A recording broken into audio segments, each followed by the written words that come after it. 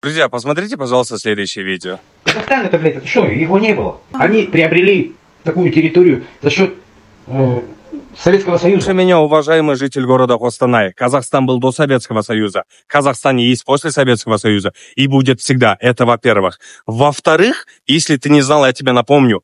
До входа в состав Советского Союза Казахстан по территории во всем мире занимал 7-е место. И когда выходил оттуда, опустился на 9-е.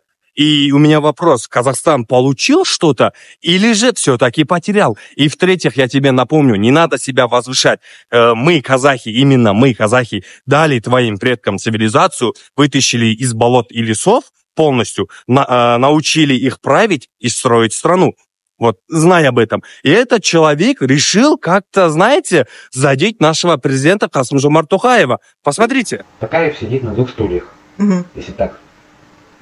Что-то там уже предпринимает, там это, туда-сюда, там, короче, двигается не в том направлении, в каком надо. Тебе ли говорить что-то за нашего президента? Ведь он сам решает, что ему делать и как выгодно, в первую очередь, для его же народа, казахстанцев. Уважаемый Комитет национальной безопасности, обратите внимание на этого человека, потому что он говорит, что если Россия к нам придет с войной, он будет за россиян. Если придут, я пойду помогать уже. Помогать России, правильно? Ну, по-любому.